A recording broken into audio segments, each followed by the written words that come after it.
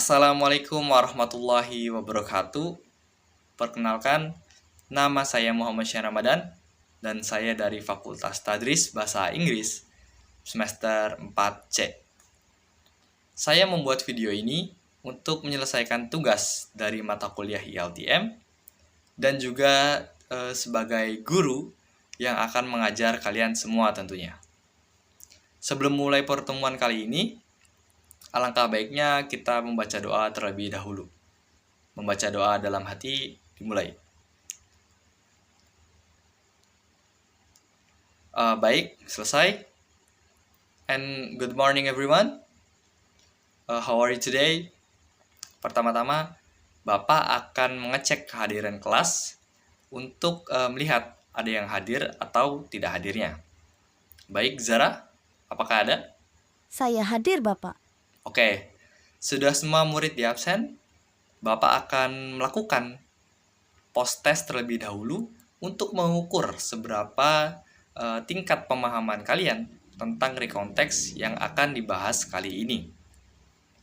Oke, ini hanya beberapa soal saja ya. Yang pertama, apa tujuan utama dari rekonteks? Tujuannya untuk memberitahu orang lain dan menghibur pembacanya, Pak. Oke, Zara, kamu benar.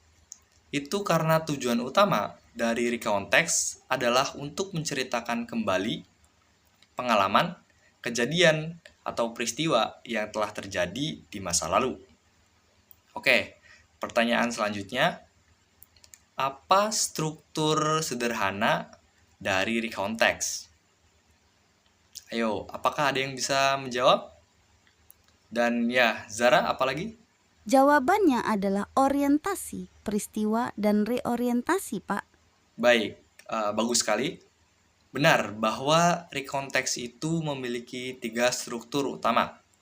Yang pertama itu adalah orientasi, yang kedua itu event atau peristiwa, dan yang terakhir adalah reorientasi. Oke, dan kita lanjut ke soal selanjutnya ya.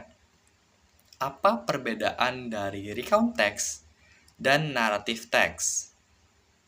Oke, Zara, apa jawabannya? Recount text itu menceritakan ulang pengalaman seseorang, sedangkan naratif teks bisa jadi fiksi. Benar sekali. Perbedaan utama recount text terfokus pada menceritakan kembali kejadian peristiwa nyata yang telah terjadi. Sedangkan narrative text berfokus pada menceritakan sebuah cerita yang mungkin bersifat fiksi atau imajinatif. Jadi perbedaannya itu sangat jelas antara keduanya. Oke, semuanya dalam kondisi yang sangat baik ya. Kita langsung saja masuk ke dalam materi hari ini, yaitu apa sih recount text itu?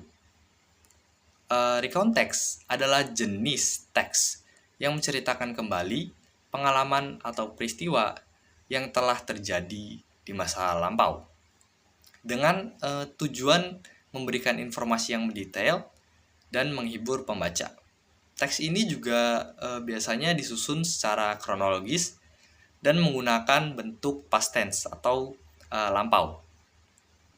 Kemudian, kita akan masuk ke dalam sesi mendengar atau yang kita sebut listening. Kita punya waktu 10 menit ya untuk mendengarkan recount text dari penggalan video YouTube di sebelah.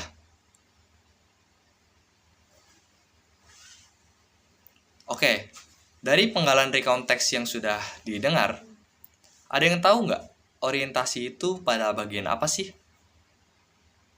Oke, baik Zara. Pada bagian awal, Pak. Oke, benar sekali. Orientasi adalah pengenalan karakter atau cerita kejadian yang terdapat dalam teks tersebut. Bagus, apakah ada lagi yang sulit didengar dari video di atas?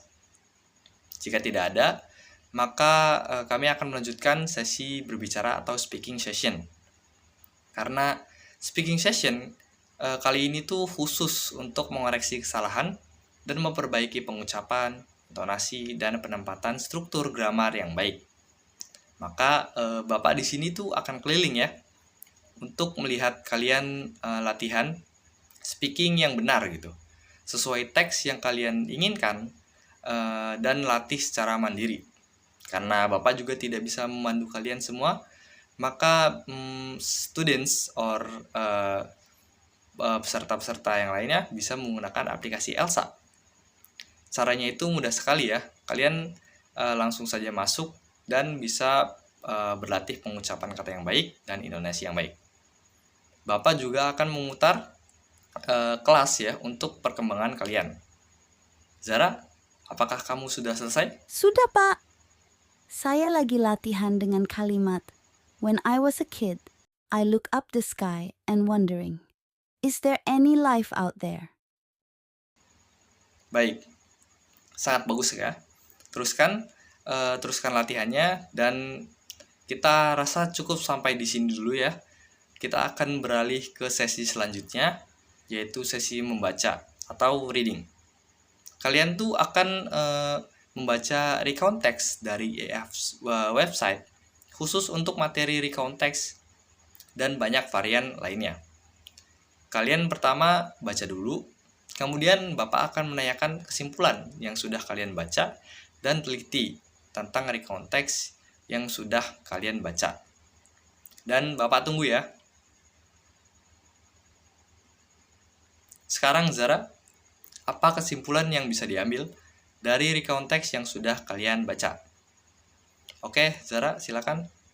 Saya bisa menyimpulkan dari materi tadi bahwa kita bisa membuat recount text dari pengalaman kita sendiri, Pak. Baik sekali, sangat baik sekali ya.